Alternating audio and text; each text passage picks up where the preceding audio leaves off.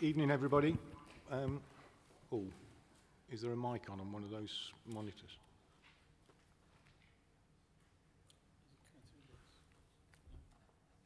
No. Okay. Callum's just going to start off the live stream, so we'll get started when he tells me it's all working. But just for remind councillors, if you haven't read it on the updates, item 4 has been withdrawn. So we're only dealing with 3 items tonight. Okay, welcome everybody. Could I first of all ask everybody to make sure that they've either got their phones on silent or switched off, please? Okay. Speakers, we've got 4 speakers and 1 written statement tonight. So at the appropriate time, I'll call out the speaker, come forward to the desk, and you've got 3 minutes when you're ready. The process for tonight will be that the officers for each item will give an introduction and update, if there is one. They'll then give their report. Speakers will then have their 3 minutes. Members will debate. At the end of the debate, I'll state the recommendation we're voting on, get a proposer and seconder, vote for, against or abstain, and then I will declare the result at the end of each item. Do we have any apologies? Thank you, Chair. We've had apologies from Councillor Watts and Councillor Sims, with Councillor Buckingham acting as a substitute tonight. Okay, thank you. Any declarations of interest? Chair, application 3, personal prejudicial. Okay. And Councillor Watts will be leaving the room. Yeah. Any other declarations of interest? No? Okay. So, onto the planning applications. We'll run them in order because there's speakers on each one. So, we'll start with 3.1, which is NC/21/00072/OUT. Good evening, members. I'm going to start off with giving you an overview and the context of this application, and Fajana will speak about the details of the application. This site is a strategic employment site that's allocated in the Rockingham Enterprise area. It is owned by Tata Steel UK. The site was formerly a landfill and liquid waste treatment site, so therefore a contaminated site, which has been capped and resolved in that way. And the application in front of you today is the surface of the current sort of capping is basically, it's become scrubland, it's uneven land. And to make it suitable for employment uses, the proposal is to carry out earthworks to bring in material. That involves raising the land level to create a suitable load-bearing development platform. On that, they would then build the employment buildings. The platform would allow services to be provided for the employment development, such as drainage, and also not disturb the landfill site. It's 20 hectares. That the building the platform or bringing in the inert waste, which is over 686,000 cubic tonnes. That's anticipated to take between 5 to 6 years. Then after that, the employment buildings would be erected within 18 months. So hence the request for a longer time to submit details and so on. So that's the context of this application. And I'll hand you over to Fajana to provide you with the details of the application. Thank you. Thank you, Jasbir. Thank you, Chair. So, as my colleague said, the proposal is a hybrid planning application in 2 parts. The applicant for the present application, applicant is Storefield Group Limited, who seeks full planning permission for proposed engineering and enabling works to level the site within the first part, and the second part is seeking the outline planning permission for the employment use. So this is the location plan where you can see the application site within the red line boundary. This is the aerial view where the application site is located to the east of the Phoenix Parkway. The subject site comprises an area of 20.5 hectare of land, which is owned by Tata Steel. The land currently comprises scrubland with informal tracks running through the site. And the land also incorporates closed landfill site and former liquid waste treatment facility. And to the south of the site, Willowbrook North Stream lies, and an overgrown area owned by Tata Steel lies to the east, and the Rockingham Speedway is located to the northeast. In terms of general arrangement, this is indicative layout only because this application is in outline. So where you can see how the commercial units will be accommodated. Access to the site is proposed through Napier Road to the west. So this is the existing access of Napier Road. And this is the view to the north. And these are the view to the northwest. And these are the view to the southeast where you can see the existing industrial units. So the key issue in this application are principle of development and the access. And further assessment has been carried out for the material considerations such as drainage, ecology, environmental issues, etc. In terms of principle of development, the proposed development site is located within the Rockingham Enterprise Area as designated within the adopted JCS. The proposed scheme will provide employment that supports the regeneration and growth, so the principle is considered acceptable. It also focus for employment development, this site, within and beyond the plan period, and proposals will be supported where they will deliver a mix of employment. So the applicant has submitted an environmental statement which covers the impact assessment for these key areas. So in terms of landscaping, this application accompanies a landscape visual impact appraisal which considers key viewpoints, the degree of likely impact, and who would be affected by the impact, and the suitability of the mitigation to reduce or mitigate the harm. The proposal is in outline, so the details are expected in the reserve matter stage. In terms of ecology, ecology is one of the key consideration for this application because the application site is located within the Nene Valley Nature Improvement Area and also located within the Rockingham Forest Target Area in the Local Biodiversity Action Plan. The site has two priority habitats. One is lowland mixed deciduous woodland, and another one is open mosaic habitat on previously developed land. It is predicted that due to the removal of most of the priority habitats, the proposed development will cause approximately 86% of net biodiversity loss. The applicant has submitted the updated habitat survey report along with the metric calculation, which shows that the baseline unit for the whole site is 221.38.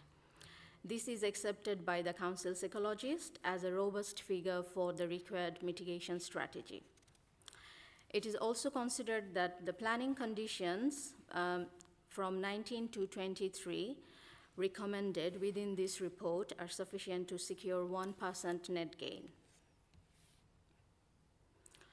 So this is an allocated employment land, and this accords with the Rockingham Development Framework and the master plan for this area. In terms of highways, there are currently two accesses to the site. One is via the Napier Road to the west and via a link road from the Steel Road to the south. The proposed site access will be via Napier Road, which will be extended into the site. A potential second access will be also available from the Corby Northern Orbital Road, roundabout after the completion of the road. Highways has confirmed that the proposed access arrangements are acceptable. The applicant also proposed the financial contribution for upgrading the footways on the eastern side of the Phoenix Parkway to a 3-meter wide footway cycleway. And also, they are proposing contribution towards enhancing the current Steel Road improvement scheme. In terms of drainage, the application site is located in flood zone 1. Surface water runoff will be discharged from the surface water drainage network to the Willowbrook North via 2 outfall points. No objection has been raised by a flood authority, Anglian Water, and Environmental Agency, and drainage conditions are suggested to control this matter at this stage.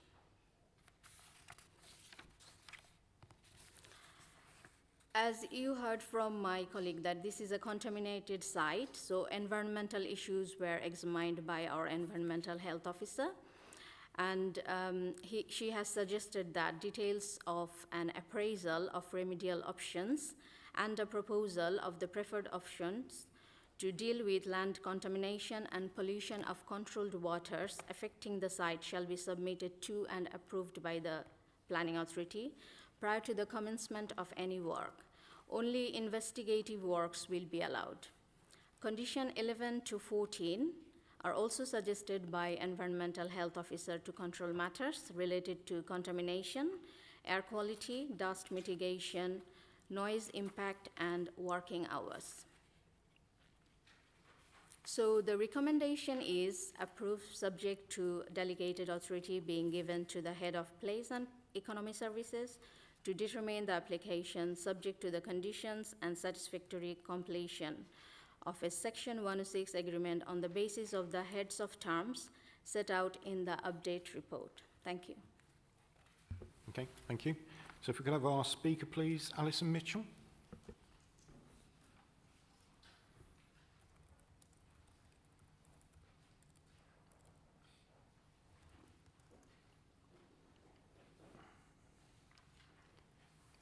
Okay, if you could press that's it, and you've got 3 minutes when you're ready.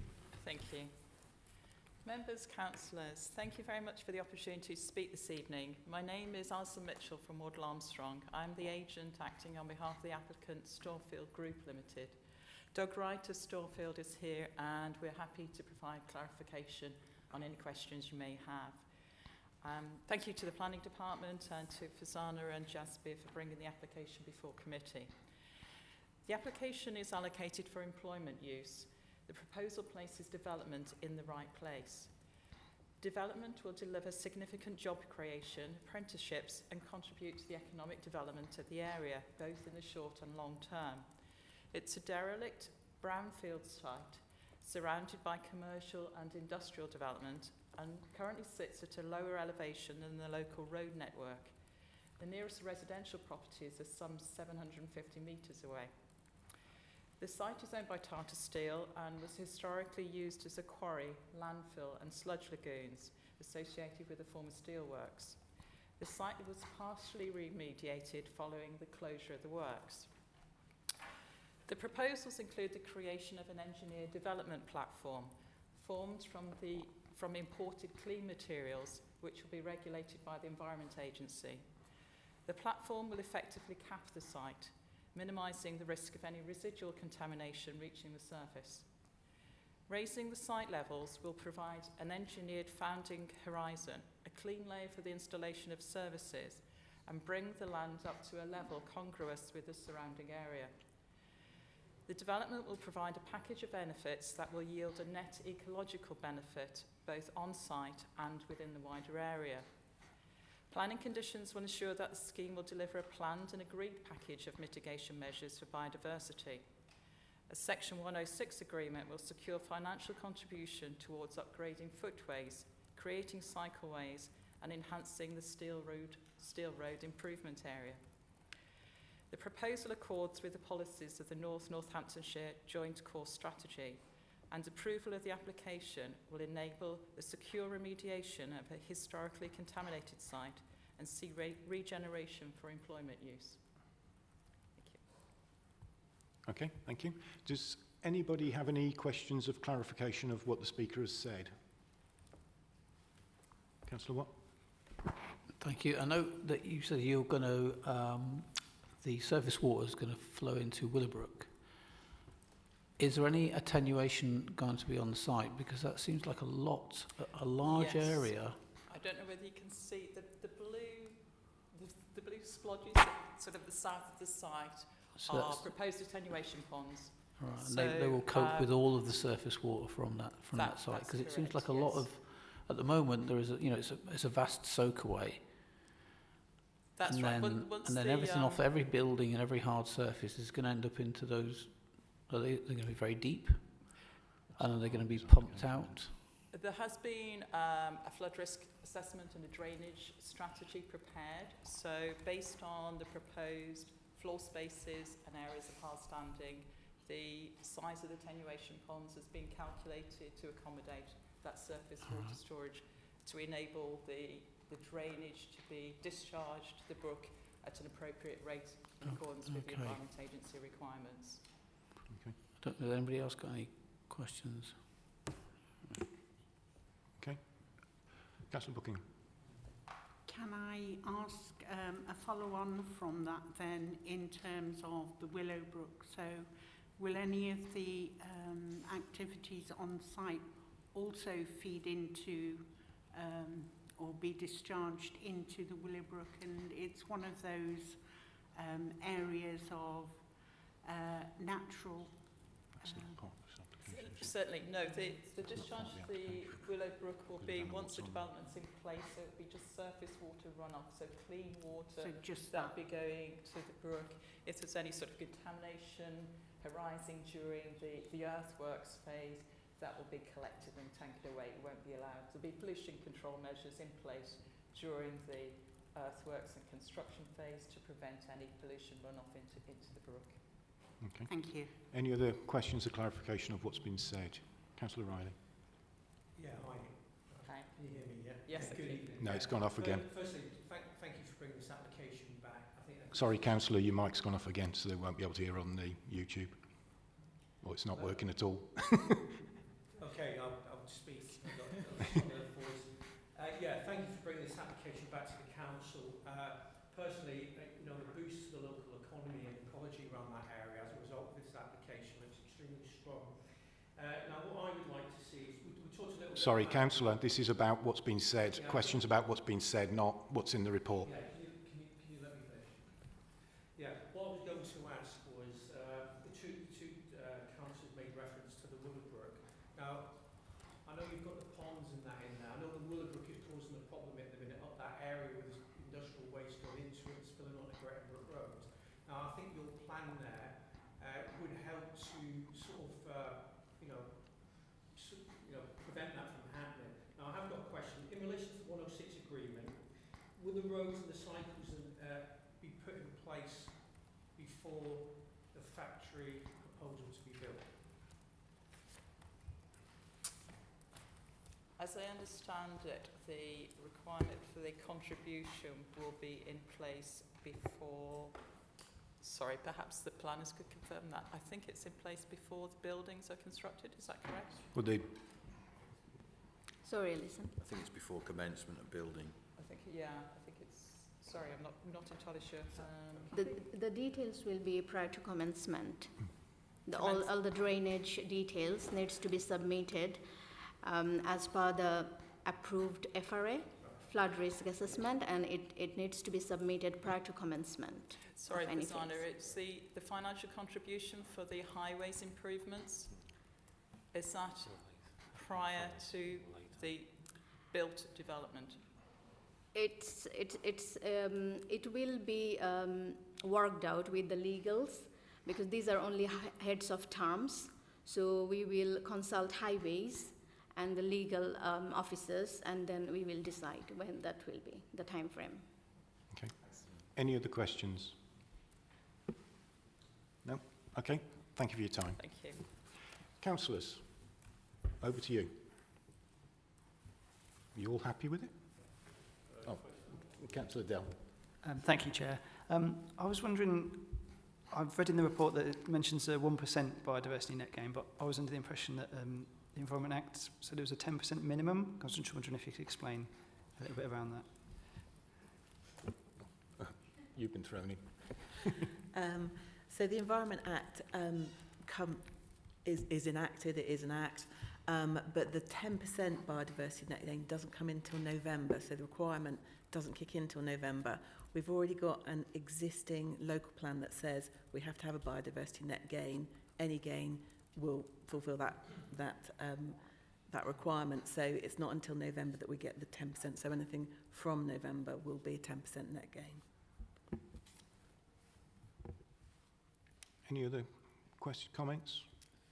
Councillor Dazil. Yes, DL. Oh, sorry, I'll get it right eventually.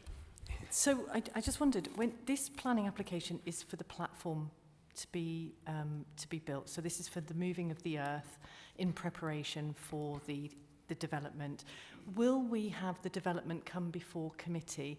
Because one of the things that we could look at as part of that development then is additional biodiversity gain, such as increased in trees and shrubs and those kind of things. So I know I can see the plans up there for what look like units, but will we get to see those later? Yeah, this is purely for the slab, the access points. I don't know about the attenuation ponds, whether they're included in this. Oh, it's always in the outline, but what's being built on there will come to committee. Councillor Watt. Thank you, Chair. I would imagine this is inhabited by a lot of deer. So when we do this biodiversity net gain, are the deer going to miss out on it, or are they going to be thought of?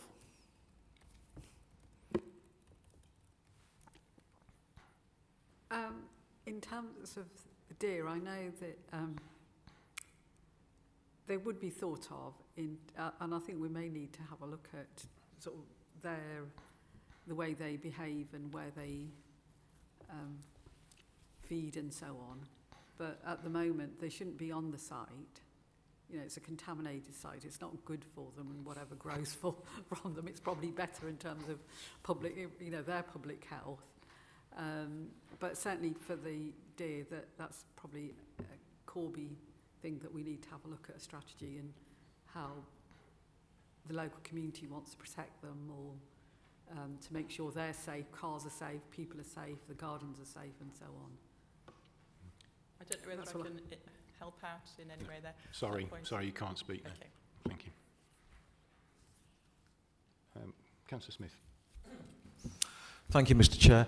Yeah, I'm happy with the planning application. It's bringing employment and training on a brownfield site.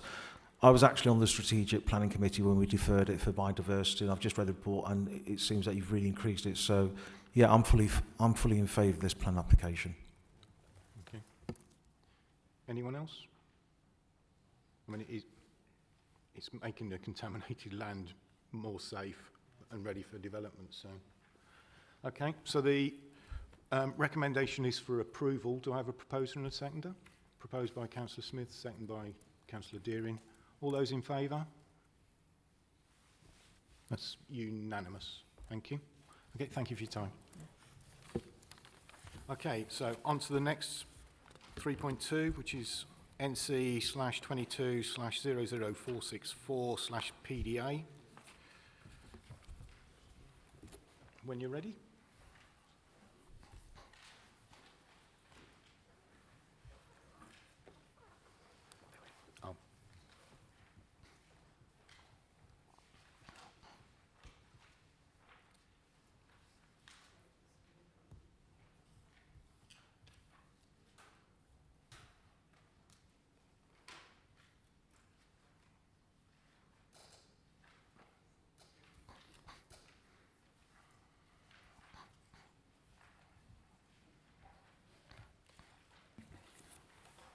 Thank you, Chair. So this application, NC 22/00464 DPA, seeks consent for the erection of 22 dwellings and associated infrastructure and landscaping. This is the location plan where you can see the application site marked in red line boundary.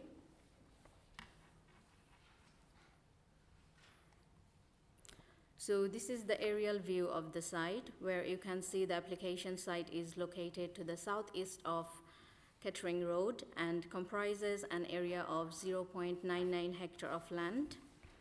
The subject site is located in an open countryside and outside the settlement boundary of Weldon.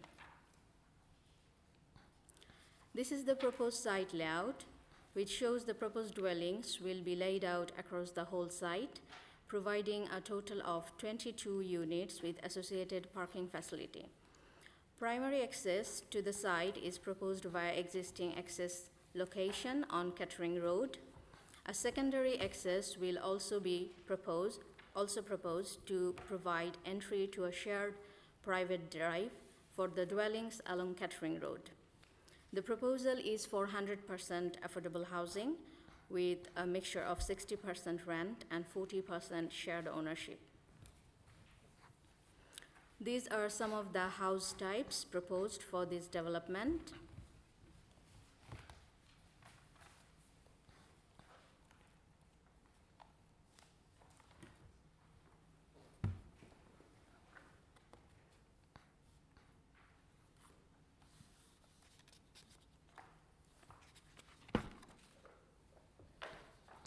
So this is the existing access of Kettering Road. This is an agricultural access. This is the view immediate opposite to the site to the north. And these are the views to the east where you can see the existing building. This is the view to the south. And this photograph is taken from the access looking towards the west of Kettering Road. And this photograph is taken looking towards the east of Kettering Road. So the key issues are principle of development, layout scale, and impact on the surrounding area, residential amenity, landscaping, highway safety and parking, ecology and flood risk and drainage. In terms of principle of development, the subject site is located in an open countryside adjacent to the built-up area of Weldon Village. The application accords with some of the development plan policies, but not others. In particular, Policy 11 of the Joint Core Strategy suggests that development in the rural areas will be limited to small-scale infill development on suitable sites within the village. Policy 13 also states development in the open countryside is resisted unless exceptions can be made under the provision of Policy 13. The detailed considerations have been presented in Section 7.1 of the committee report. It should be noted that this proposal does not seek to meet the housing needs of Weldon Village specifically, as the submission relates to the entire affordable housing needs across North Northamptonshire. Housing strategy and local plans section have been consulted on this scheme. They have confirmed that there is significant shortage of affordable housing within the council area. Therefore, although it conflicts with Policy 11 and Policy 13 of JCS, in terms of NPPF, this is considered that an entry-level exception site under the provisions of paragraph 72 and Annex 2 of the NPPF, and the scheme accords with that. In terms of layout, the proposal involves a mix of dwellings which vary from 1 to 3 bedrooms. The proposed layout does not give the appearance of a cramped form of development. Conservation Area Officer has assessed the scheme and no objection has been raised. However, he requested the submission of sample materials before commencement of the relevant works. In terms of residential amenity, the proposed units are in accordance with the National Space Standards. Each property will be served by the necessary amenity space, whilst each would benefit from adequate parking provision. The proposed layout and the design of the properties will ensure that no loss of privacy or light will occur to existing properties adjacent to the site. In terms of landscaping, approximately 20% of the site has been reserved for public open space, attenuation, and biodiversity enhancement. Council's tree officer and the ecology officer has been consulted on this application, and they have not raised any objection for this scheme. Condition 20 to 24 has been suggested to deal the matter with landscaping. In terms of ecology, an updated preliminary ecological assessment, along with an assessment of an impact of the development on biodiversity, have been submitted in support of this application. Council's ecological advisor has assessed the submission and stated that the proposed development would result in a measurable net gain in biodiversity.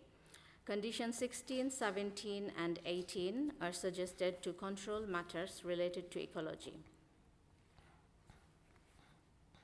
In terms of highway safety and parking, a total of 51 dedicated parking spaces has been proposed. 9 visitor parking is also proposed across the whole site. The proposed scheme will widen the existing footway connection along the primary site access and up to the junction with Church Street. Applicant has submitted drawing detailing the visibility splays on both access points and confirmed their acceptability. Highways have assessed the submission and confirmed their acceptability. No objection has been raised, subject to planning conditions related to highway matters. So this is the drawing which shows the proposed highway works, where you can see the gray area where the footpath widening will take place. And this drawing is showing the visibility splay for the primary access to the north and south. And these are the visibility splay for the private access. These drawings are requested by the highways officer to ensure that the speed limit will not cause any highway safety issue for the site access proposed along the Kettering Road. So in terms of flood risk, the application site is located in flood zone 1. A surface water attenuation pond is proposed to allow surface water drainage discharge with an outfall to the existing ditch. So no objection has been raised by Flood Authority, Anglian Water and Environment Agency. Drainage conditions are also proposed to control this matter at this stage.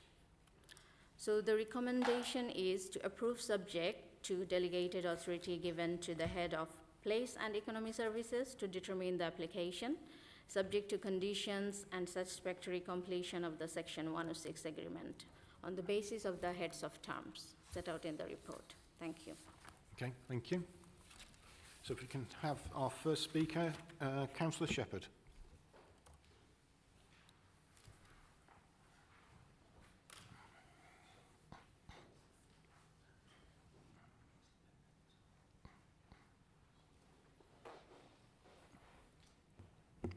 Okay, yep, you've got 3 minutes when you're ready. Weldon Parish Council strongly objects to any development of this site which lies outside the defined settlement boundary. Unlike most of the land within the parish and surrounding area, the field has remained undisturbed pasture, untouched by ironstone extraction or ploughing throughout living memory. The developer will say that they wish to develop the site as an entry-level exemption scheme under NPPF, which permits development on settlement boundaries where there exists a need for local subsidised housing, when no suitable alternative land is available.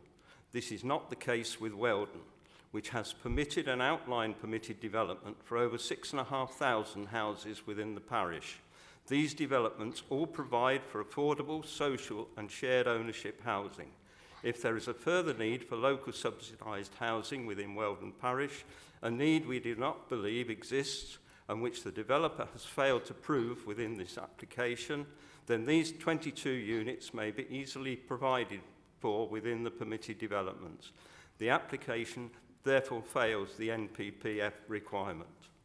This field provides a valuable link in the wildlife corridor that exists from the Rookery and the Bat Priority site on its western boundary, as well as the wider landscape to the south of Weldon via Weldon Woodburn Park, all the way through to the centre of Corby. The environmental appraisal submitted with the application is deeply flawed. For example, and I can give others, it indicates active badger sets 660 metres from the site. There are a number of active sets approximately 100 metres from the site, which forms part of their foraging territory. I have personally twice in the last year seen badgers on Kettering Road near the site, one of which crossed the road from Weldon Woodland Park to the site in front of my car. There are other examples of the appraisal's failures. The NPPF states in paragraph 180, when determining planning applications, local planning authorities should apply the following principle. A, if significant harm to biodiversity resulting from a development cannot be avoided through locating on an alternative site with less harmful impacts adequately mitigated or as a last resort compensated for, then planning permission should be refused. The North Northamptonshire Joint Core Strategy 2011 to 2031 makes a similar point in reference to safeguarding green infrastructure corridors by not permitting development which threatens their integrity and that of the overall green infrastructure network. Our other objections, along with those of local residents, include the exit from the site being onto a busy, unrestricted road, which is dangerous. The local primary school is heavily oversubscribed. If you could wrap up now, please. Sorry? If you could wrap up, you've had your 3 minutes. Oh, sorry. If you can do a final statement. Yeah. Carry on. Am I allowed to carry on? Yeah. Yeah. The local primary school is heavily oversubscribed and has no room for expansion.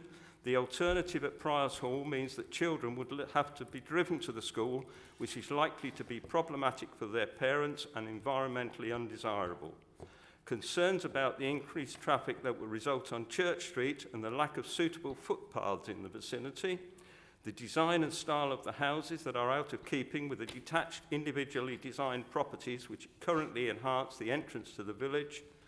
I would also add that as a parish we have been working on a neighbourhood development plan for the last 2 years and upon which we have already held public consultation events.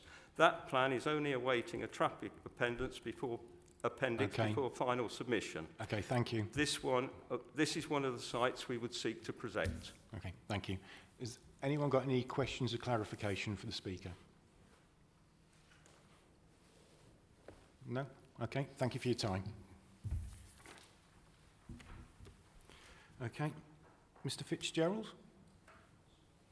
Oh, sorry, I've got to the wrong one. Sam. Good job you two are paying attention. Yeah. Okay, thank you. You've got 3 minutes when you're ready. Good evening, members. Sorry. Gents, can you listen to the speakers, please? Thank you. Carry on. Good evening, members. My name is Sam Silcox. I'm a director at Harris Land Planning Consultancy, and I'm here to speak on behalf of the applicant. The application before you this evening is for an entry-level exception site. Entry-level exception sites were introduced as national policy in 2018 to help deliver much-needed affordable housing. As the name would suggest, entry-level exception sites are an exception to normal planning policy. Entry-level exception sites are required to be affordable for first-time buyers and renters, which is the case here, to meet affordable housing needs in the authority area, which the council's housing officer confirms this site will, and there is a pressing need for such affordable homes to provide for the ever-growing number of residents in North Northamptonshire who cannot access market housing as house prices spiral and the cost of living continues to rise. To be on a site not allocated for housing, which is the case here, be adjacent to an existing settlement boundary, which this site is on 2 sides, and be no greater than a hectare or 5% the size of the settlement to which it's attached, which this site complies with. We also need to comply with local design standards and policies, which the committee report and the response from the Council's Conservation Officer confirm is the case. Consequently, the proposal meets the requirements of entry-level exception sites as set out in national planning policy, and this overrides any policy conflict at a local level relevant to these matters. This includes objections that might otherwise be raised to housing outside of a settlement boundary under Policy 11 of the core strategy. As a point of clarification, there is no requirement to demonstrate a need in Weldon Parish Council for this, arising from Weldon Parish Council for affordable housing as suggested by the Parish Council. That's a different type of exception site and not one in front of you this evening. In addition to the requirements of national policy, the proposal before you has been subject to detailed scrutiny by all the relevant technical and environmental consultees, all of whom have confirmed the proposal provides and meets the relevant policy and technical requirements relevant to an affordable housing scheme in this location. So to sum up, entry-level exception sites are intended to be an exception to normal planning policy to secure much needed affordable housing. There's a pressing need for affordable housing in North Northamptonshire, and your expert consultees and planning officers confirm this is an appropriate location to deliver an entry-level exception scheme with all the technical and environmental matters agreed. We therefore respectfully request planning permission be granted in accordance with your officer's recommendation. Thank you. Okay, thank you. Anyone got any questions or clarification of what's been said? Councillor Smith. Thank you, Mr. Chair. You say these are affordable housing. Do you have a criteria for those that can be purchased or rented? By criteria, do you mean the mix of housing or for the people who can access? No, I'm just saying that people below a certain income or above a certain income or someone who's local. Yeah. I don't know the criteria off the top of my head, but it will all be governed through the council's housing officer, and you have to meet a certain criteria in order to access the properties, as you would with any affordable housing. Any scheme you grant permission for is exactly the same on this site. The difference here, though, is it has to be for a first-time buyer or a first-time renter. Right. So it has to be it's specifically designed for people trying to access the housing market. That's the only difference here. Okay, that's great. Thank you. Thank you. Councillor Buckingham. Thank you. Please excuse me a moment. This is for an exception site, but that area is going to be heavily developed over the next sort of few years. And I would have expected affordable housing to come through various routes from what was being built. So I know that Councillor said there was something like 6,500 properties being built. Surely that would include first-time home buys, the new products that are being brought out by the government for first-time buyers. So why would there be a need for an exception site on top of that? You're right. In the urban extensions to Corby, so the two closest to here would be Weldon Park and Priors Hall. There will be an element of affordable housing. It's a relatively small percentage so far due to viability reasons. But I think if we go back to the local plan and when the local plan was produced, I think there was an identified need for affordable housing. It was 46% of the housing requirement. But for viability reasons, and this is perfectly normal practice, the policy target was set at 30% in the growth town, I believe, and 40% in the villages. Consequently, the policy target was well below the affordable housing need at the time. And so even if every single housing scheme that comes forward delivers a policy compliant level of affordable housing, that still wouldn't meet the need for affordable housing in the district. On top of which, since the plan was adopted in 2016, the affordability of houses has got considerably worse and the affordability ratio has grown. And therefore there's now less people to access homes and the affordable housing need has grown. So on both fronts, there's a significant surplus of need not being captured by normal planning policy, and that's the aim of sites like this, to try and help mop up some of that surplus. Councillor Watt. Who's going to manage these rented properties? Sorry, the questions are only on what's been said, not asking supplementary questions for more information. He said there were rented properties. Okay, go on. They'll be transferred to an affordable housing provider, which one I'm not sure at the moment, but they'll go to an affordable housing provider and be managed in the normal way. Okay. Any other questions of clarification? No?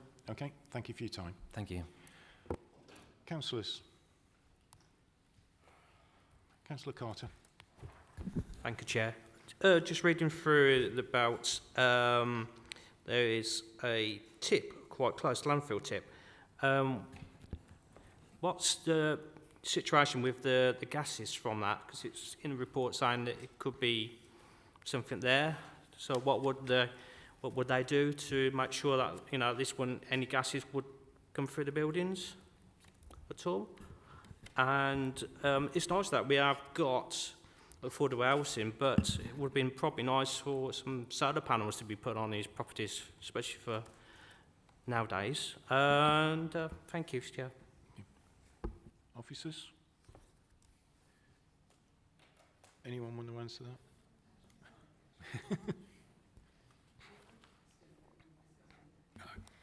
Previous question.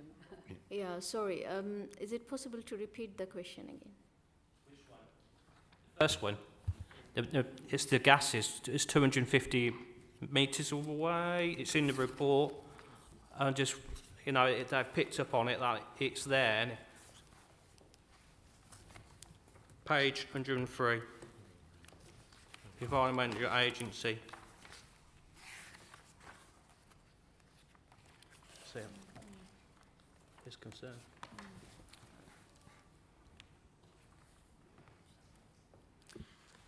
The comments from the Environment Agency, landfill site, yes. So they have suggested, Environmental Agency and Environmental Health Officer has definitely gone through the submission and they are aware of that. So they have suggested the remediation strategy prior to commencement, the details, and in case of any event, unexpected contamination is found, it should be reported to the council. This is how they will be managed. Thank you. And did you want to come back on that, Councillor Carter, and then I'll go to others? Okay. Councillor Best. Thanks, Chair. The solar panels, I believe, is November. That comes under the legislation in November, I believe. So it would be nice, but we can't enforce it at the moment. Sorry, Councillor Best. Thank you, Chair. I'm inclined to agree with the comments from the councillor from the Parish Council. If we still have a need for affordable housing, surely the answer is to incorporate that somehow into the still ongoing major developments in the area. To me, the solution cannot be to build just 22 houses on a bit of open countryside. It sounds crazy. The answer must be to engage with the developers of those large-scale sites and find a way to build the affordable housing we need. This is not the solution to me, and I don't support it. Okay. Councillor. Yeah, sorry. Yeah, thank you. Do we have a plan of like a layout of what the houses are going to be? Because I can't remember kind of seeing it. So just a picture. I saw the house types, but just a plan. So because sometimes it can be quite high density, but it's just to get an idea of that. Is there any way that you could enlarge that for Joanna at all? No? Unfortunately, we can't on that screen. Okay. All right. Don't worry. Sorry, basically we're talking about 2/3 bedroom houses. And there's a list of the composition of them. Okay, thank you. Councillor Smith, did you want to say anything? Or has it been said? Yes, Mr. Chair, it was just a quick question relating to Councillor Carter's question. Is the site with the landfill gas, is that still monitored today? It's an active landfill site. Huh? It's an active landfill site. It's an active landfill site. Oh, it's active, is it? Right, okay. Councillor Deering. Yeah, thank you, Chair. It's kind of a comment and a question on this. I mean, affordable housing is required, we know that.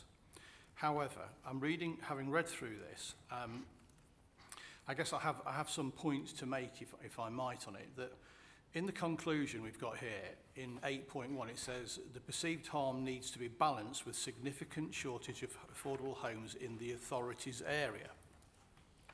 It's my understanding, having read through this, that the applicant has gone for the fact that there is a shortage within the whole of the unitary area, the North Northants area, but not what's specific to Weldon Village. Now, it seems to contradict page 109, which states on 7.15 and 7.17, it states the proposal consists of 22 dwellings, so is not considered to be an infill, and is set out in their submission, does not seek to meet the housing needs of Weldon specifically. Now, the whole point of a site like this is it meets the needs, as I understand it, of the local village. Well, that's what I've read.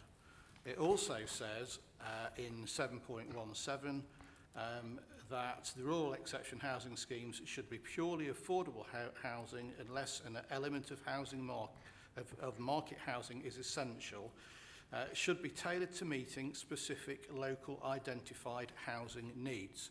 Does it meet specific local identified housing needs or not?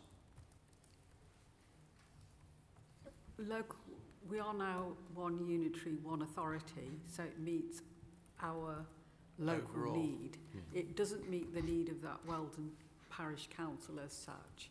I think Fajana stated that in her presentation, and it's also stated in the report as you pick out.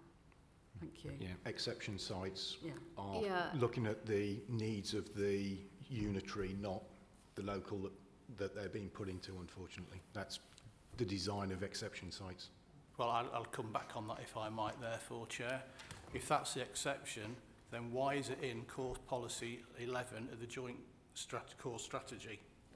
Because it is, I understand what you're saying, but the problem with all this, for me, I'm afraid, is that it's acceptable in some terms of the policy, it's not acceptable in other terms of the policy, and I think we're here to have a look at it overall. It's on a green field, it's out of the boundary, you know, so it should be more specific to the village, in my opinion. I'm not a planner, but what I've read here, that's how I see it. So I can't say I'm happy with this at all. I understand there's a shortage and we do want affordable homes. There's a shortage in the whole of the area, but the fact that it's greenfield, it's out of the boundary, doesn't help. And I appreciate it's an exceptional site because of that, but nor is it doing what is said in policy 11. And the recommendation that it should be at least one 4-bed house is not there either. Thank you, Councillor.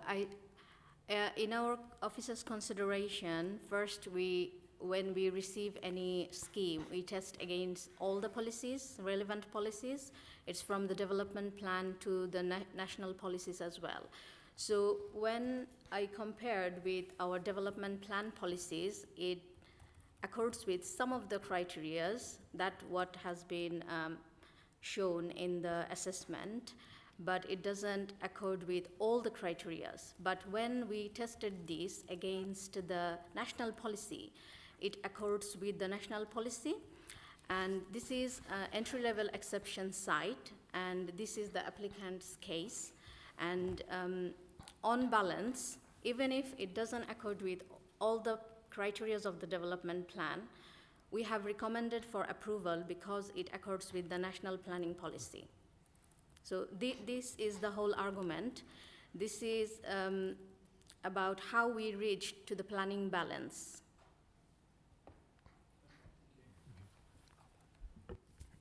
Councillor Buckingham, and then Thank Councillor you.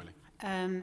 There are several parts that I wanted to pick up, and I agree with Councillor Best and Councillor Carter in terms of exception sites and this particular area.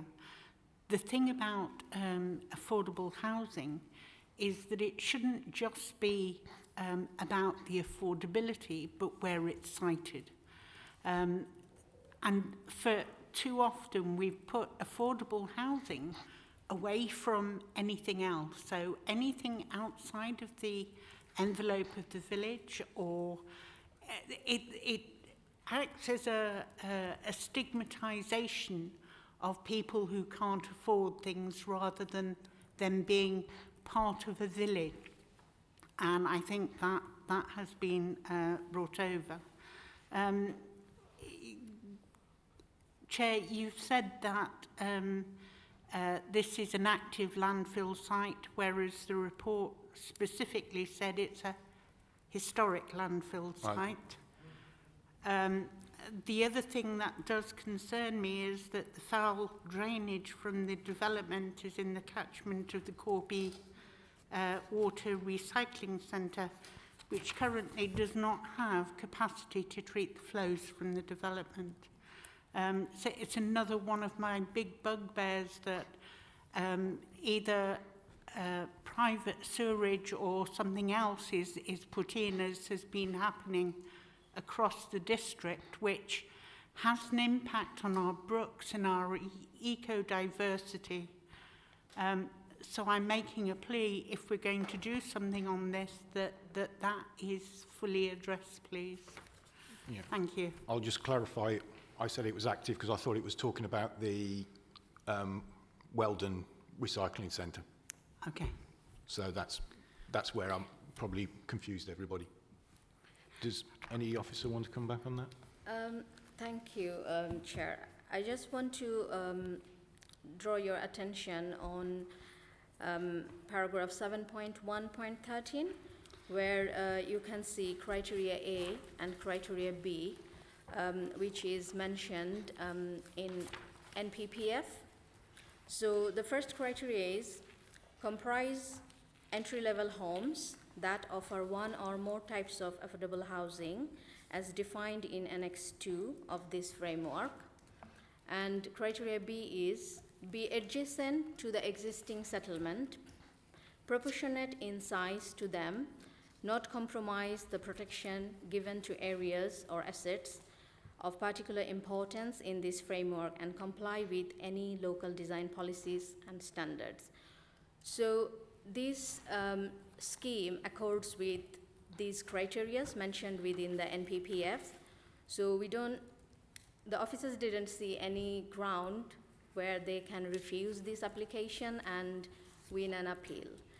So our recommendation is for approval because it accords with the NPPF. And in an ideal world, we would have all the affordable housing contribution from the extensions, the urban extensions, but unfortunately, due to viability reasons, those are really low, only 5%. So this is the case really here. Yeah. Thank you. You wanted to come back? Yes, please. We've seen already just outside Corby in Little Stanion problems that have developed with affordable housing up there. It's certainly something we don't want to see replicated again, where families are disadvantaged because of where they are, and because the development hasn't been able to develop further. I'm just saying, please, we don't want to make the same mistake again, please. Thank you. Thank you. Councillor Riley. And then Councillor Watts. Is it working this time? Yeah. Yeah, thank you. Now, I've got a couple of points I'd like to make, and then I've got a couple of questions at the end, if that's okay. I understand policy, and I think that's fantastic that we follow policy, but we're here to have a voice for our communities, and it's important that we bring the impact of policy to these meetings on our communities, and that's where we're coming from tonight. Affordable homes, I think, is honourable. I think the fact that we're not building any council houses and we've got developers doing affordable homes is fantastic. But to be honest with you, what concerns me with this is the isolation of affordable homes in a greenfield site there on the edge of Weldon. And it concerns me for a couple of reasons. We've got young families that are going to be moving into these affordable homes. We've got a busy road there on that Kettering-Stamford Road. The Church Street area, if you know the area, I know we're one unitary, but I think it's very, very important that when we're one unitary, we sort of listen to the parish and listen to the people that know their areas. That Church Street there is a rat run, and it runs from the main A43 right out to Oundle. So what I also want to talk about as well is where's the public transport for affordable homes? Where's the public transport in that area? There's not a bus stop. You have people having to walk with prams and such for quarter of a mile into the middle of Weldon. The other thing is as well, when we're isolating these families out in this area, is there any plans for a play area? And I apologise if there is, but I can't see it. So there's lots of things. I think the idea is good, affordable homes, great. Have we got enough development going on already? Absolutely, especially in Corby and in and around this area. We've got loads of offers, etc. So my question to you is there access to public transport? Is there safe crossing? Going to be safe crossing? And the third one, what sort of amenities are there for the families in that little area of where they're going to be living?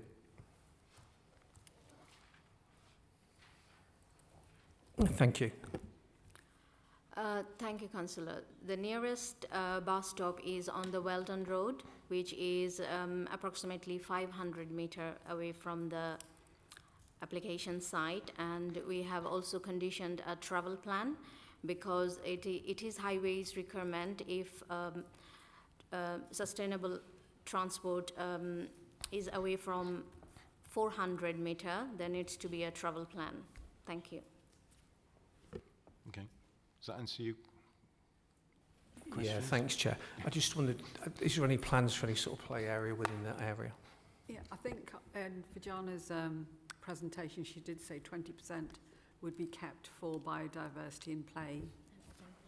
Or would that, open space. 20% was open space. Yeah. So would that be part? Sorry, can I come back, Chair? Would that be part of the conditions that were put in place? So this will be covered under the landscaping plans, conditions, and also this is part of the approved plan, so they have to comply with this. The southern part is the open space where the trees are shown. Thank you. Okay. Yeah. Thanks, Chair. Sorry, I didn't quite get that. So there's a difference between a sort of play park like we have out at Priors Hall and Oakley Vale, where it's incorporated into the sort of the estates where children have access to play. Then there is just the field next door. So I just wanted a bit of clarity on whether there is going to be that's going to be put in place, or whether you're just talking about the fields. Within the red line boundary, if you look at the southwest part, that is the open space for the people, and also across the road there is the Weldon Woodland Park. I think to answer your question, it's open space, it isn't a play area. Yeah. Okay. If you can see the circles at the bottom, that's the play area basically, in the open space and the trees that is within the red line. And there are other play areas in the vicinity. No, but there's no play equipment. I think that's what Councillor Riley's comment. We can put a condition on that, should members wish that. Can we? Hang on a second. I've got mumblings from legal. Yeah, we wouldn't normally put a condition on to provide play equipment. That would normally form part of the section 106. I don't know whether there is sufficient space, because obviously you've got different types of play areas. You've got laps, leaps, neeps, which have all got their own particular criteria. So I don't know whether there'll be sufficient space to provide anything on this site. What we could ask is the officers, as part of the 106 negotiation, to look at play equipment, can we? Because it hasn't been agreed yet, the 106. No, we've got heads of terms for the 106. So if members are minded to approve, we could look at that, but the difficulty is if there isn't sufficient space or sufficient viability within the site, it would be difficult to put that on. Okay. Councillor Watt. Thanks, Chair. My first point is it's not infill, it's expansion of Weldon Village, a creeping expansion of the village. And as the councillor from Weldon has said, there's already 6,000 properties, and if there's at least 5%, we're saying, of affordable within that, 300 properties within that. There's no transport plan, as Councillor Riley says. Access to the bus stop is 500 metres away. The school is even further away. This is affordable housing, so presumably this is going to be young families. So they're going to be walking down that Kettering Road all the way. They're not going to walk, are they? They're going to take a car. So it's building in car dependency in this location. It's also not far from the new Catholic Magna Park as well. A massive development there. So it doesn't sound right to me. If this was infill in the centre of Weldon, then I would be thinking, no, it's good. It's because accessibility of services for these families, probably going to be young families. The play equipment is near the school. The kids aren't going to walk on their own down to that play equipment, that road there. You wouldn't let your kids do that. So, and as it is affordable housing, young families, it doesn't sound right to me. Can I just remind everybody that this is an exception site, which by definition is exactly the opposite of what we'd normally expect. So it is that they have to build on the outside of areas. It has to be all the criteria that we say we don't like. Exception sites, by definition, that's what they are, unfortunately. And that's what it's been put through as. But they don't have to be exceptionally bad. That's what I would say. No. I've lost track of who was next, so Councillor. Yeah, thank you. I mean, I'm very familiar with this area because I actually walk my dog very frequently at Weldon Woodland Park, which is directly across from the site. My concern, and I'm all in favour of affordable housing. It goes almost against my principles to not support this, but I see cars zooming along Stamford Road. And because of the new Magna Park, which has just been built, which is just further down this road, there's going to be a huge amount of industrial traffic using that Stamford Road as a rat run through from Stamford Road, A43 through Weldon and then down into Magna Park. My concern is that there's no pavement along that part of Stamford Road. There is a bit of a break as you come into Weldon. There's almost like a break just before Church Street, so that naturally slows the traffic coming in. But the traffic is still going to be kind of moving at fairly fast speed just past those houses there that would either be on the left or the right of you. And I think, despite the fact that this is an exception site, and Chair, I completely understand what you're saying, I think we also have to think about public safety. And I worry about the houses that are facing onto that road, and maybe if they've got young children, those families, crossing the road to get into Weldon Country Park. It's almost going to be like running the gauntlet going across that road.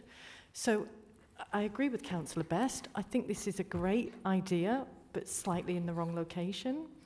And I think that if we could almost lift this up and put it into Weldon Park, into Weldon Park, which is the big development on the other side of Weldon, it would be fantastic.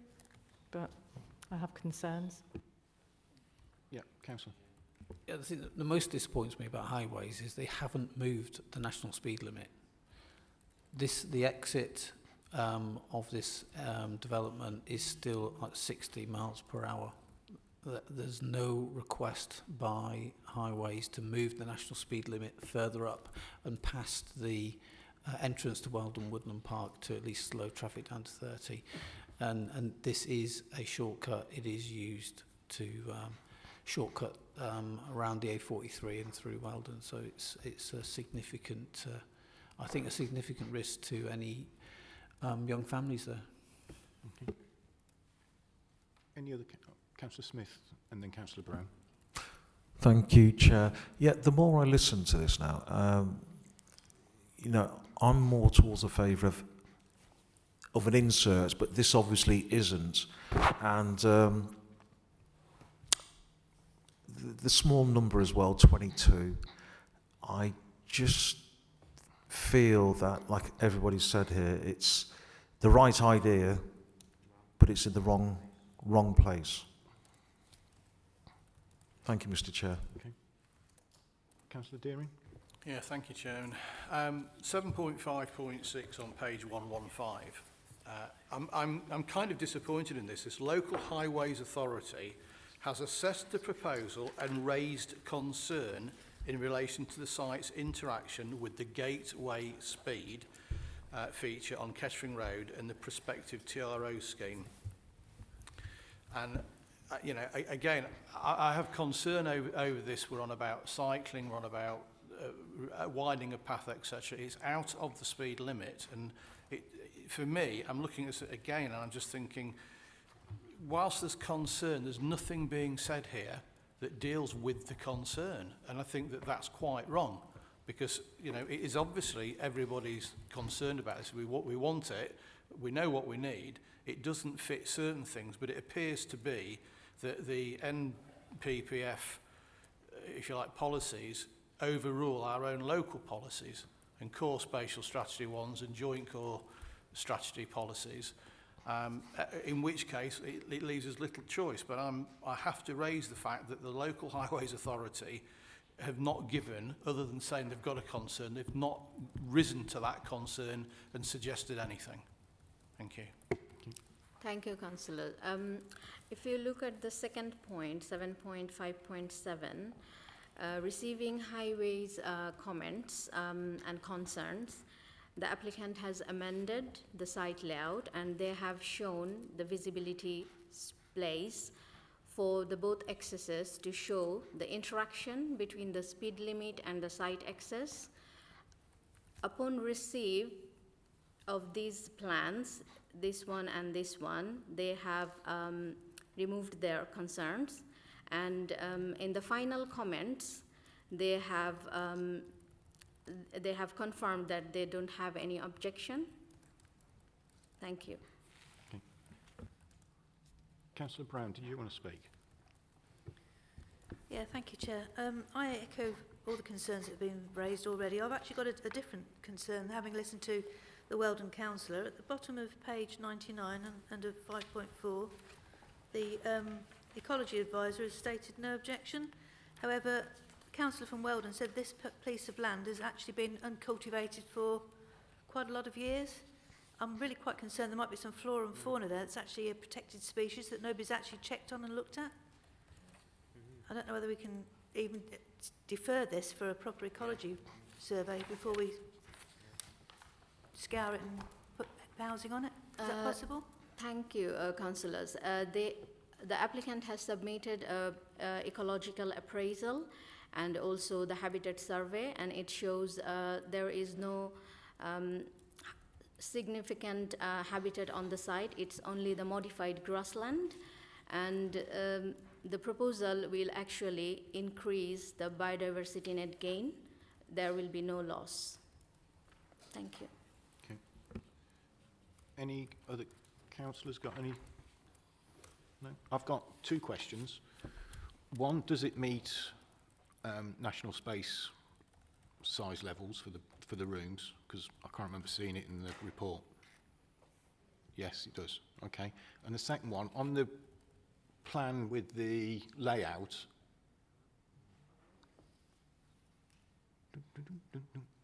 what's that dirty great big red blob on the top of the... That's the it's been bugging me all the whole... That's the attenuation pond. Oh, it's an unusual way of drawing one. Balancing. Okay. Balancing pond. Yeah. Okay. Councillor Watt.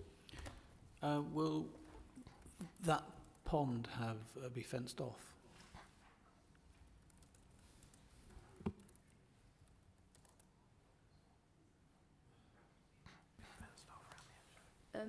It's not on top of my head, but that will be part of the biodiversity enhancement, because this will be, the bank will be seeded with rich land, rich grass specification. They normally that are, I because can't can't see. remember. Yeah, Sorry. Because what we've got is an area where the kids haven't really got much. They've got no play equipment. They might have a few trees to swing from. And kids love water. And you can drown in, any depth of water. And if it's not fenced off, then it's a Yes, hazard. I can understand your concern about young kids, but as we condition the boundary treatments and fencing and all the materials, we can look into this as well when the details comes in. Thank you. I presume that would be under normal building regs as well. Councillor Smith.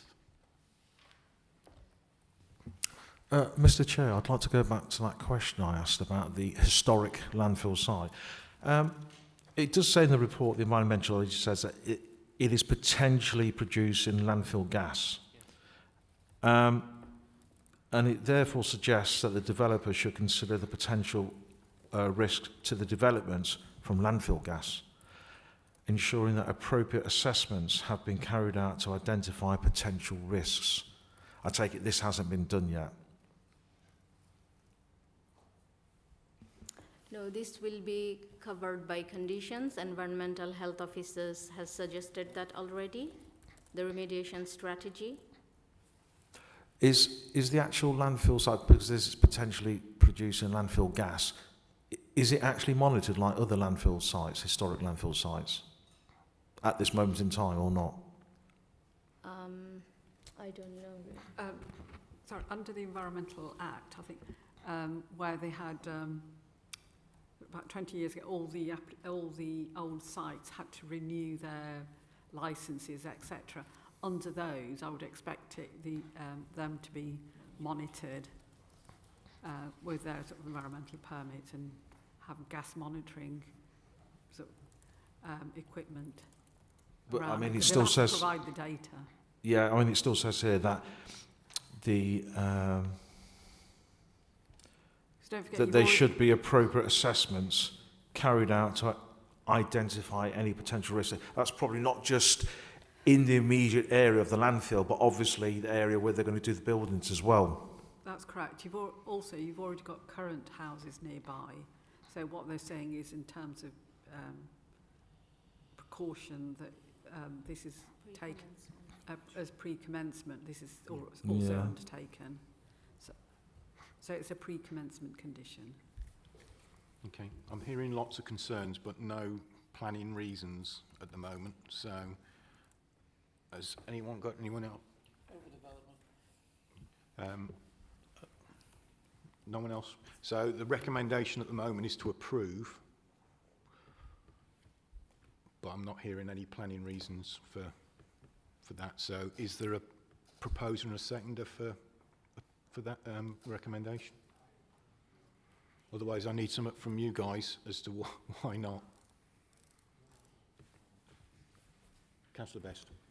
So, when you read the report, nearly all of the criteria that have been applied to this, to be an exception site and all of these other planning requirements, it seems to me are very marginal. Yeah. So the planning officer has used their expertise to determine that it should be approved, but there are also, alongside all of the objective and policy requirements, there are also some subjective judgments here, which I think, as other people have said, is partly what we're here to make. So, do I have a single planning reason for proposing refuse this? No, I don't, but I think there are a multitude of subjective reasons and marginal decisions would have been made in this report, which should allow us to challenge and to refuse it. Now, I don't know what the technicalities around that are, but to me, it's, when you read the report, it is not a clear-cut, black and white, yes, we've got to approve it. There are lots of marginal decisions made in there, which come down to, weighing up very finely balanced pros and cons. Emma. Yeah, thank you, Chair. I think if members aren't happy to approve this application tonight, we've really got two alternatives. One is to defer the application if we require further information. I think there are some things that have been brought up by members, such as the active landfill site. I know we've got a condition in terms of remediation, but that really relates to the site itself rather than anything external. So it might be that members need to have a bit more information on that. The other alternative, obviously, is to refuse the application if members are not satisfied that it fulfills the criteria that we have. Hearing members, I understand that things like the concern about the unsustainable nature of the location certainly seem to become through from members' concerns, such as access to public transport, access to the school, access to children's play areas, etc. So that seems to be the main thrust of members' concerns, but obviously members need to decide what you want to do with this application. It has been recommended for approval. You don't have to take that recommendation, but obviously we do have to have either a reason to defer it if you need further information, or a reason to refuse it, good planning reasons to refuse, so we can sustain that at appeal. Councillor. Chair, I'd like to recommend deferral. I would like to have a visit to the site. My concern is about the speed of cars travelling along Stamford Road, and I think that I would like and feel more comfortable just having a visit to the site, just to see if that would, maybe ameliorate my concerns, really. But I don't feel at the moment that I can approve this without that information around traffic, and I think I'd like to go and have an observation myself. Perhaps that's something that we could do as a group. Councillor Carter. I'd like to defer on actually really the gas survey. I think we should have that in place first so everybody can see what's going on. I think that would be the best bet to do. Okay. Councillor Buckingham. I too would like to defer for all the things that I've said, the sewerage, you haven't yet convinced me that this is an exception site, that there are already remedies in place that we could use for affordable housing, not having one piece of greenfield which won't satisfy some of the problems that it will create in the long term. Thank you. Sorry, Emma, if I can help in terms of just summing up some of the things that Emma had previously said, in terms of getting more information, but that you members have made fundamental comments. For example, there was you referred to there's no immediate need for these affordable housing. Emma talked about it's a unsustainable location. Access to schools, public transport. By going out on a site visit, they're not going to be, they are your sort of balance. But in terms of the other additional information, whether that's actually going to overcome all these, because it's still going to be where it is, it's not going to move. So earlier on in your discussion, you did raise those. So in terms of deferring and weighing up for the additional information, it's about whether you need additional information. But you also raised some fundamental issues as well. That's all, just to sum up those in your minds. I'll come with you in a second. Councillor Best. So I'd like to propose for the reasons outlined by the officers that we don't defer, but we actually refuse this application, and I would move to do that. Okay. So we've got one proposal for we've got two proposals for deferral. I suggest if you're going to defer, you defer for a site visit, and what's that say? And further investigation into the contamination from the landfill. That's it. Councillor. Well, the school's not going to move, the roads aren't going to change, the pavements aren't going to change.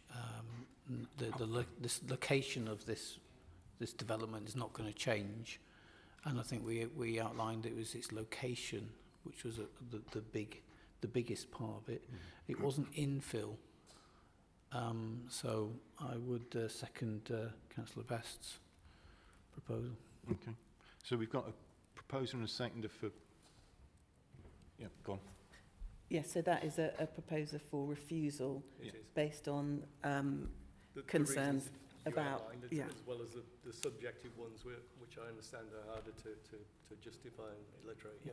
So before we vote, obviously we've had a proposer and a seconder, so we will need to take a vote on this proposal. Can I recommend that we've listened to members and there are concerns about the sustainability of the location, access to services, etc. And can I recommend that you leave the detailed drafting of the decision notice based on your concerns to officers in conjunction with the chair? And legal. So we've got a proposer and a seconder for refusal, as Emma's just outlined. All those in favour of that proposal? Can I just get clarification on this? Because normally we have to give material planning reasons. So we are saying they are material planning reasons, even if we don't say it's planning policy PPG 14 or something. Yeah. You're happy with that? Yeah. Okay, thank you. Okay. So all those in favour of refusal as outlined by Emma? That's unanimous. So that application is rejected. Thank you, everybody. Okay, we'll have a 2-minute break because Callum needs to do something as well. Thank you. Yeah. Okay. Well, yeah, I totally agree. I mean,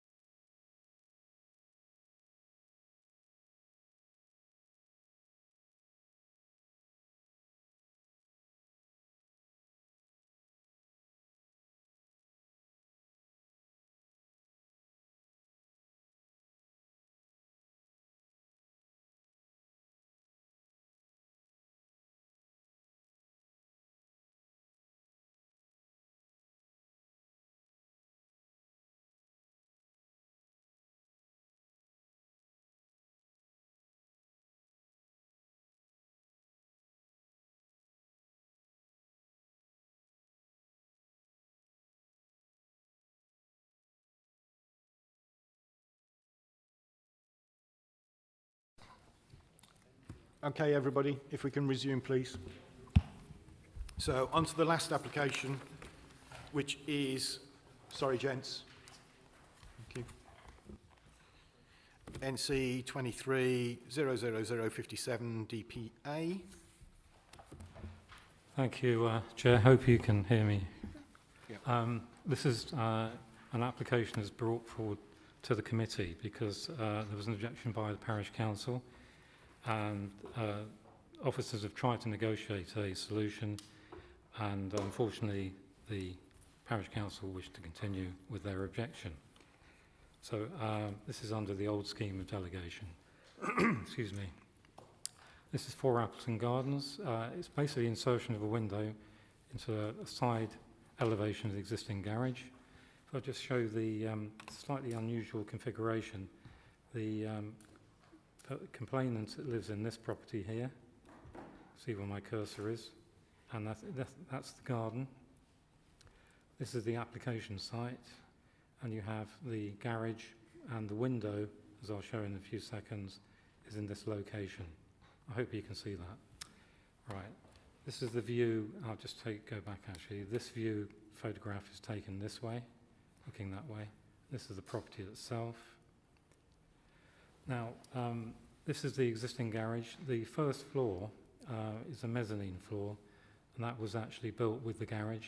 So this has been in place since 2007. Moving on, we've got the proposal.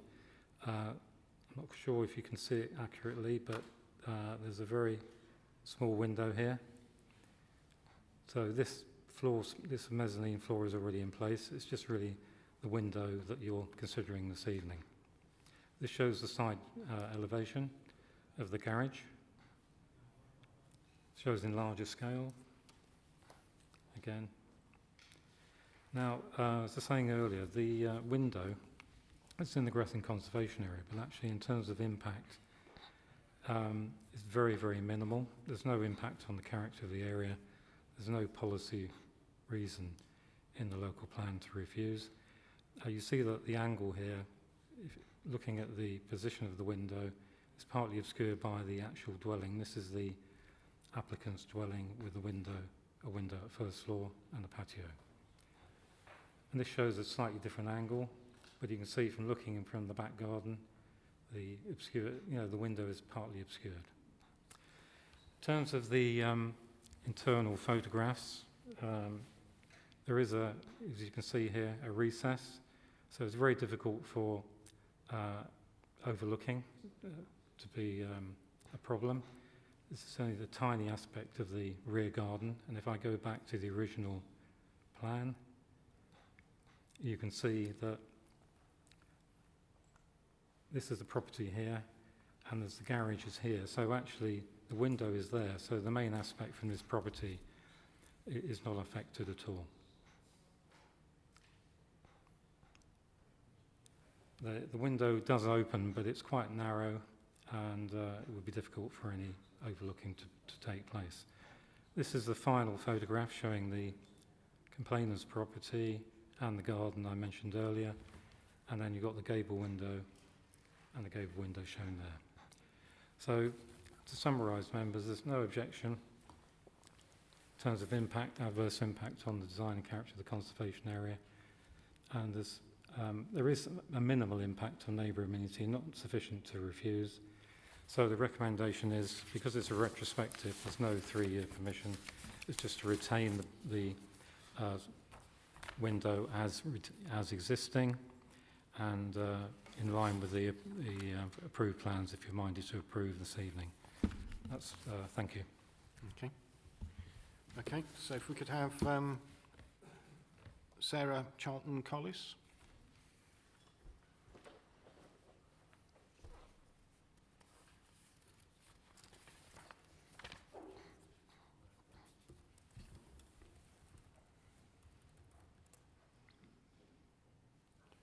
Yeah, if you could just press the button on the thing, that's it. And you've got 3 minutes when you're ready. Good evening, everyone. My name is Sarah Charlton-Collis, and this is my husband, Robert. We are strongly opposed to Mr Fitzgerald's clear glazed hinged garage window, We chose Gretton, having lived in the city of Lincoln for 15 years. We chose Woodland House, 3 Corby Road, as our forever home.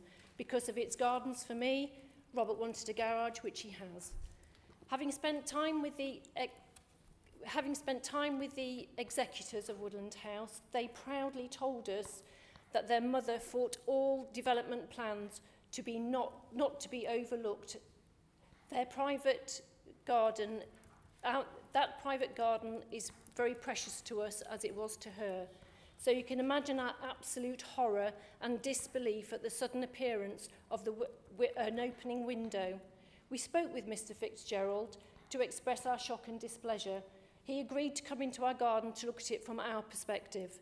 We disagree strongly with 2 points, 7.3.5, that the window is discreetly placed, not in our eyes. As I walk into the rear garden from my potting shed, the first thing I see is that window, which momentarily makes me feel angry because it has destroyed my private garden with a substantial loss of privacy and overlooking. Point 2, sensitive design. I feel aghast at sensitive design. It opens directly to a view of 3/4 of our only private garden. And as head gardener, I feel that I am being constantly watched. Mr. Fitzgerald's piece of gym equipment is clearly visible, even at 18.5 metres distance. How is this design sensitive towards us? So the comment in 7.4.4 that this view is over only part of our rear garden is inaccurate. 3/4 is most of our rear garden, effectively ruining our enjoyment most of our only private garden space, which we no longer feel comfortable to sit out in. This private space became incredibly important to us in 2021 when Robert became mentally unwell, leading to a breakdown. I know the garden has been instrumental in his recovery, and today to spend time in a private space without fear of being watched or being viewed is hugely valuable to his continued pathway to recovery and for the well-being of us both. Mr. Fitzgerald's window feels to us like an eye constantly watching over us. It has destroyed that my love for and our passion for and freedom to enjoy our only private space. I hope I have conveyed to you all how deeply the impact this hinged window has destroyed what we cherish so dearly, our own once private garden. We recognise the inevitability of being overlooked when living in a city. Gretton, we believed, has protections and regulations to prevent this. We plead with you to address this matter in a way that appeases both parties. I thank you very much for listening. Thank you. Has anyone got any questions of clarification? Councillor Riley. Yes, Chair. I'm not too sure whether I'm allowed to ask this, but go on, I'll let you. It's your first night. You're doing well. What you've told us the impact as it's had on you. We can resonate with that. But what's the compromise? What is it you would like to see as a result? What would you like this committee to do tonight? Because we see we've been recommended to, there's been a recommendation from the officers. But is there a compromise anywhere in there? If this work hadn't already been done, there are alternative ways Mr. Fitzgerald could have got light into his garage for what was originally described as a storage area, then as a storage area with gym equipment, and now has a gym equipment placed directly right in the window overlooking our garden. So if there was no window there are other alternatives that do not compromise our amenity and our private space. Yeah, sir, thanks for that. And I'm sure but the window is there at the minute. So, do you have an alternative that you would like the committee to listen to or consider? I think we thought that anything that is temporary is the fact that it opens and is not opaque is horrendous, but there are two other sides to the garage as well. But if there was an alternative... I'm sorry to cut you out, but we're looking at this application only, not for it's a yes/no on this application, not looking at alternatives. As admirable as what you're trying, I know what you're trying to get to, but we can't do that in planning terms. Can I answer as well? Yeah, go on. Please. If the window wasn't opening and opaque, we could compromise. But as it's, that would be the compromise. Go on. Thanks, Chair. You did get where I was trying to come to. What I was trying to think, and I'm sure the officers can and will be able to clarify a bit later, was just, whether there was an opportunity to put any conditions on the application. Yeah, well, we can discuss that later. Councillor Best, did you have a question? Yes, please. You seem very concerned about the fact that you are being watched in your garden. Have you actually observed Mr. Fitzgerald watching you in your garden? So do you know? Garden since, because it gives you that feeling of an eye overlooking you. It's like a single eye in the middle of the garage. So you've not observed him watching you in the garden? His piece of gym equipment is directly in front of the window, so he's. I'm going to draw the line on that question because it's clarification. Yeah. Yeah, but it's starting to get personal. No. So, okay. Sorry. Yeah. Apologies. Any other questions of clarification? No. Okay. Thank you for your time. Okay. You'll have to bear with me because I've now got a statement to read from the applicant, and somebody did it rather small. So, don't put a timer on either. This statement is being read on behalf of the applicant, Daniel Fitzgerald, to support retrospective application, and the number we've already got, for the insertion of a window on the first floor side elevation of an existing garage. Objections have been received from the parish council and one neighbour relating to privacy impacts, accuracy, and the provided plans. The change of use of the garage, prior design, and impact on the conservation area. The planning officer conducted a site visit of the property and viewed the new window from within the building. The officer concluded that due to the location of the garage, some 6 metres behind the rear elevation of number 3 Corby Road, there would be no significant overlooking impact as a result of the proposal. Additionally, given the prevailing angles and 25-metre distance to number 5 Corby Road, there would be no loss of privacy to the residents of this property. The window serves the upper floor of the garage, which has been converted to a home gym, and the garage has no conditions limiting its ancillary use, and as such, the current use of the garage is lawful. It would be noted that the Council's Environment Services Officer also had no objection to the scheme on residents' amenity grounds. Comments were also made relating to the design of the proposal and the impact on the conservation area. The new window matches those of the existing dwelling and is inserted into a modern building. It is hidden from the surrounding street scene by virtue of its position and the surrounding soft landscaping features. Given the modest nature of the development in an existing residential plot, it cannot be reasonably considered that there would be any impact on the quality of the conservation area or the visual amenities of the dwellings and surrounding area. An objection has also received relating to the accuracy of the provided plans. The provided plans were undertaken following a measured survey of the site and is confirmed within the officer's report are accurate and suitable to allow the grant of planning permission. As such, it is considered that development complies with the local planning policy in terms of heritage, design and residential amenities, and there is no material reason why retrospective planning permission should not be granted for this application. Well, obviously, because I've read it out, there's no questions of clarification because I...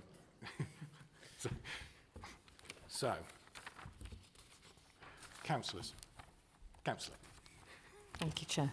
So I'd like to put forward a compromise here. This window opens to the right-hand side. There's a hinge there on the right-hand side. And obviously, as it opens to the right-hand side, as you open it, it then opens out onto the residents, sort of the angle lets you see into the resident's garden. Now, if the hinge was on the left-hand side, okay, which you can see in the first picture, the window would open onto basically a wall. Okay, there would be very little view of the residents' gardens nearby. Now, could we have a condition that the window opens to the left-hand side, but also that the glass is opaque, so that again the additional obscurity gives that extra privacy? Would that be a compromise? If I can just summarise the actual context of this window. As you saw, it's a narrow window for a gym. How long can a person actually train or go on their equipment? I sometimes go to the gym and it's no more than an hour in the evening. But so you have to sort of put that into context. And as the earlier photographs showed, that it's a casement window. So when you actually open, there's quite a bit of wall. You've actually got to strain out to have a look, should someone want to have a look outside. But obviously it provides light and fresh air while it's being used for leisure. It's not a habitable room, so it's not used for long periods of the day and so on. As already described, it's an obscure, oblique view. It's not so you've really got to actively look across.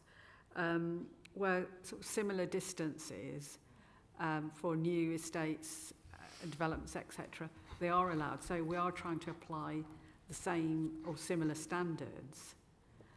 That's where we are. So in terms of fairness, that's where the line needs to be drawn. But obviously, the neighbouring residents do take a different view. But what we're saying is we're applying the standards that we apply for other developments.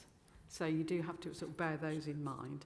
And I completely take the view, perhaps opening on the other side, putting a hinge on the other side and so on.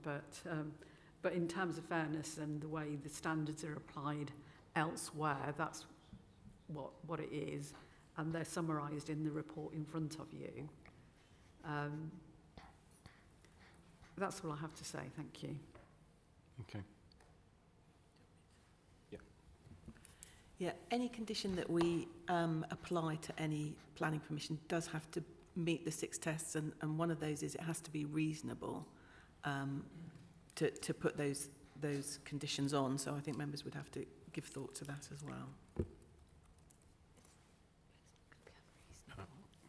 Councillor Dell and then Councillor Smith. Thank you, Chair. Was that covering the part about making it opaque? Because obviously you can just get stickers that you can put on windows to make them opaque. That seems like quite a reasonable condition. Shall I answer that one? I've got experience of this. I think if you put an opaque, clearly the applicant wishes to increase the level of light into what I call the loft area. If you put an opaque, you can put this sort of film over. I think some office buildings do it. But it actually does cut out quite a lot of light for the occupant. And as a divisional manager said, it's not a habitable room. And also, you can see from this photograph, there's quite a recess there.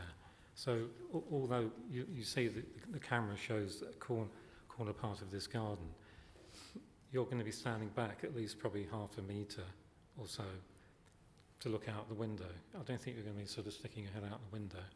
So to have an opaque would cut out quite a bit of light, and I'm not sure what purpose that would serve in terms of the overlooking, because the overlooking is pretty restricted. Councillor Smith. Thank you, Mr. Chair. To be quite honest, I personally wouldn't put any conditions on this at all, because if you're saying put opaque glass there, you've got that lovely view of his garden and it's just going to be obscured. So no, I'm against the conditions on it. Okay. Any other comments? No? Well, the recommendation is approval. Do I have a proposer and a seconder? Proposed by Councillor Smith, seconded by Councillor Best. All those in favour of approval? Against? 1, 2, 3, 4, 5. 1, 2, 3, 4. Is that 5 each? So, sorry, do it again because I'm confused. All those in 4? 1, 2, 3, 4, 5. Against? 1, 2, 3, 4, 5. It's down to me then. I'm going to approve. Vote for. I appreciate the trying to do it, but we've got to do it in planning terms, unfortunately. Okay, so that application is approved. Thank you, everybody. Thank you. And declare this meeting closed. And can I apologise to Councillor Riley for cutting him off at the beginning? We're all getting used to our characteristics.